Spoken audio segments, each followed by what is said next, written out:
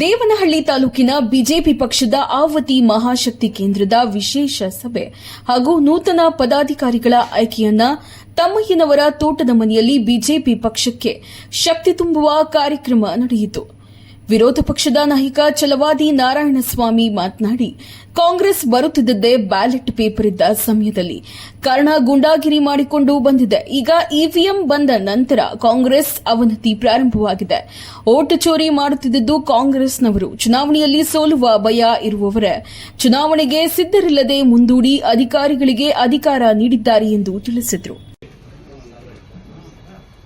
ಚುನಾವಣೆಗಳಾಗ್ತಿದ್ವು. ಮಂಡಲ ಪಂಚಾಯಿತಿ ಕೂಡ, ಗ್ರಾಮ ಪಂಚಾಯಿತಿ ಚುನಾವಣೆ ಕೂಡ ಇವಿಎಂ ಬಂದಿದೆ. ಎಷ್ಟು ದಿವಸ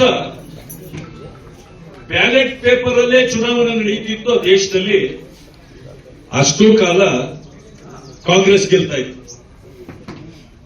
ಯಾಕೆ? ಬೂತ್ ಒಳಗೆ ನುಗ್ಗು, ಶಕ್ತಿ ಪ್ರದರ್ಶನ ಮಾಡು,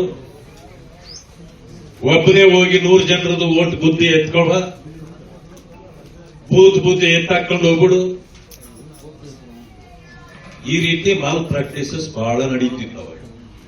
ಯಾಕೆಂದ್ರೆ ಗೂಂಡಾಗಿರಿ ಮಾಡಲಿಕ್ಕೆ ವಿರೋಧ ಪಕ್ಷಗಳು ಸ್ಟ್ರಾಂಗ್ ಇರಲಿಲ್ಲ. ಇಡೀ ದೇಶದಲ್ಲಿ ಇಲ್ಲಿವರೆಗೆ ಸ್ವತಂತ್ರ ಭಾರತದಲ್ಲಿ ಹೆಚ್ಚು ಗೂಂಡಾಗಿರಿ ಮಾಡಿದ್ರೆ ಅದು ಕಾಂಗ್ರೆಸ್ ಮಾತ್ರನೇ ಮಾಡಿದೆ. ಇಂಥ ಒಂದು ಸಂದರ್ಭವನ್ನು ನಾವು ಅರ್ಥ ಮಾಡಿಕೊಳ್ಳಬೇಕು.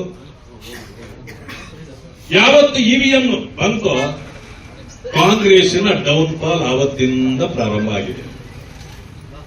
ಇವತ್ತು ಕೇವಲ 3 ಸ್ಟೇಟ್ ಅಲ್ಲಿ ಮಾತ್ರ ಉಳ್ಕೊಂಡಿದೆ ಕಾಂಗ್ರೆಸ್: ಹಿಮಾಚಲ ಪ್ರದೇಶ, ತೆಲಂಗಾಣ, ಕರ್ನಾಟಕ.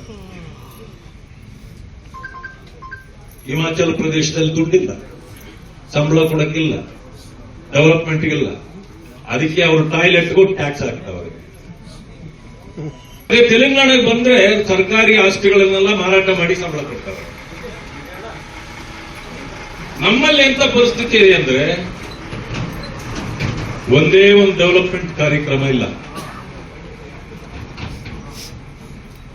ಜನರು ಕೊಟ್ಟಿದ್ದ ದುಡ್ಡೆಲ್ಲನೂ ಬಿಜೆಪಿ ಜಿಲ್ಲಾಧ್ಯಕ್ಷ ರಾಮಕೃಷ್ಣಪ್ಪ ಮಾತನಾಡಿ, ಪಕ್ಷದಲ್ಲಿ ಸಕ್ರಿಯವಾಗಿ ದುಡಿಯಬೇಕು. ಪಕ್ಷ ಸದೃಢವಾಗಿ ಬೆಳೆಸುವ ಜವಾಬ್ದಾರಿ ಎಲ್ಲರಿಗೂ ಇದೆ. ದೇವನಹಳ್ಳಿ ಕ್ಷೇತ್ರ ಬಿಜೆಪಿ ಸಂಖ್ಯೆ ಹೆಚ್ಚಾಗಿದ್ದು ಕಾಂಗ್ರೆಸ್ ಪಕ್ಷವನ್ನ ಮತದಾರರು ತಿರಸ್ಕರಿಸಿದ್ದಾರೆ. ಪಕ್ಷದಲ್ಲಿ ಅಧಿಕಾರ ಅನುಭವಿಸಿ ನಂತರ ಅಧಿಕಾರ ಬೇರೆಯವರಿಗೆ ಹೋದ ತಕ್ಷಣ ಪಕ್ಷಕ್ಕಾಗಿ ದುಡಿಯದೆ ಮನೆಯಲ್ಲಿರುವುದು ಸರಿಯಲ್ಲ. ಏನೇ ಸಮಸ್ಯೆ ಇದ್ದರೂ ಪಕ್ಷದ ಮುಖಂಡರೊಂದಿಗೆ ಚರ್ಚಿಸಿ ಇನ್ನು ಉನ್ನತ ಅಧಿಕಾರ ದೊರೆಯುತ್ತದೆ ಎಂದು ತಿಳಿಸಿದರು. ಭಾರತೀಯ ಜನತಾ ಪಕ್ಷ ಯಾವುದೇ ಪದಾಧಿಕಾರಿ ಕೊಡ್ತೀವಿ ಅದು ಶಾಶ್ವತ ಅಲ್ಲ. ನಾವು ಕಾರ್ಯಕರ್ತ ಆಗಿದ್ದೀವಿ ಅನ್ನೋದು ಒಂದೇ ಶಾಶ್ವತ ಉಳಿಯುವಂಥದ್ದು. ಆ ನಿಟ್ಟಿನಲ್ಲಿ ನಾವಿವತ್ತು ಈ ಶಕ್ತಿ ಕೇಂದ್ರದ ಕೆಲವು ಪದಾಧಿಕಾರಿ ಹೊಸದಾಗಿ ನೇಮಕ ಆಗಿದೆ. ಅವರನ್ನ ನೇಮಕ ಆದಂತವ್ರನ್ನ ಮುಖಪರಿಚಯ ಆಗಬೇಕು. ಅವ್ರಿಗೆ ಏನ್ ಜವಾಬ್ದಾರಿ ಕೊಡಬೇಕು, ಅವ್ರು ಯಾವ ರೀತಿ ಯಾವ ಪಕ್ಷದ ಚೌಕಟ್ಟಿನಲ್ಲಿ ಹೇಗೆ ಕೆಲಸ ಮಾಡಬೇಕು ಅನ್ನೋ ಒಂದು ಮಾರ್ಗದರ್ಶನ ನೀಡಬೇಕು. ಆ ನಿಟ್ಟಿನಲ್ಲಿ ನಾವು ಇವತ್ತು ಮಾಡ್ಕೊಂಡು ಬರ್ತಾ ಇದ್ದೀವಿ. ಅದಲ್ಲದೆ ಭಾರತೀಯ ಜನತಾ ಪಕ್ಷದ BLA 2ಗಳನ್ನ ನೇಮಕ ಮಾಡ್ತಾ ಇದ್ದೀವಿ. ಈಗ ಆಲ್ರೆಡಿ ಸಾಕಷ್ಟು ನೇಮಕ ಆಗಿದೆ. 20-25 ಬೂತ್ಗಳದ್ದು BLA 2 ನೇಮಕ ಆಗಬೇಕಾಗಿದೆ. ಅದನ್ನ ಇವತ್ತು ಯಾರು ಆಗಿಲ್ಲ, ಎಲ್ಲೆಲ್ಲಿ ಬೂತಲ್ಲಿ ಆಗಿಲ್ಲ ಅಂತ ಈ ಹೋಬಳಿದಲ್ಲಿ ಚರ್ಚೆ ಮಾಡಿ ಮಾಡುವಂತ ಕೆಲಸವನ್ನು ಆಗ್ತದೆ. ಭಾರತೀಯ ಜನತಾ ಪಕ್ಷ ಇವತ್ತು ಇಡೀ ಪ್ರಪಂಚದಲ್ಲಿ ಅತಿ ಹೆಚ್ಚಿನ ಕಾರ್ಯಕರ್ತರುವಂತಹ ಪಕ್ಷ. ಬರುವಂತ ದಿನಗಳಲ್ಲಿ ಭಾರತೀಯ ಜನತಾ ಪಕ್ಷ ಅಧಿಕಾರಕ್ಕೆ ಬಂದೇ ಬರ್ತೀವಿ, 150ಕ್ಕಿಂತ ಜಾಸ್ತಿ ಕಾರಣವನ್ನು ನೀಡ್ತೀವಿ ಅಂತ ನಾವೇಳ್ತಾರ ಸಾರ್ವಜನಿಕವಾಗಿ ಸಾರ್ವಜನಿಕರೇ ಮಾತಾಡ್ತಾರೆ. ಇಂಥ ಒಂದು ಅವಕಾಶ, ಸುವರ್ಣ ಅವಕಾಶ ನಮಗೆ. ಕಳೆದ ಬಾರಿ ನಾವು ನಮ್ಮದೇ ಆದ ತಪ್ಪಿನಿಂದ ಕಾಂಗ್ರೆಸ್ಗೆ ಅಧಿಕಾರ ಬಿಟ್ಟುಕೊಟ್ಟಿದ್ವಿ. ಇವತ್ತು ರಾಜ್ಯವನ್ನು ದಿವಾಳಿ ಎಬ್ಬಿಸಿದ್ದಾರೆ. ಆ ದಿವಾಳಿ ಎದ್ದಂತ ಈ ಸರ್ಕಾರವನ್ನು ನೋಡಿ ಜನ ಬೇಸತ್ತಿದ್ದಾರೆ.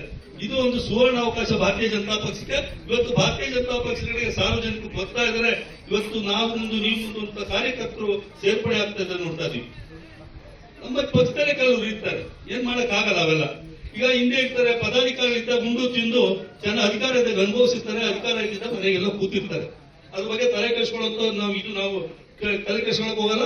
ಅದ್ರ ಬಗ್ಗೆ ಮಾತಾಡೋದು ತಪ್ಪು, ಅಪ್ರಸ್ತುತ. ಅದು ಇನ್ನು ಇದೇ ಸಂದರ್ಭದಲ್ಲಿ ಬಿಜೆಪಿ ಪಕ್ಷಕ್ಕೆ ಅನೇಕ ಮುಖಂಡರು ಸೇರ್ಪಡೆಗೊಂಡರು.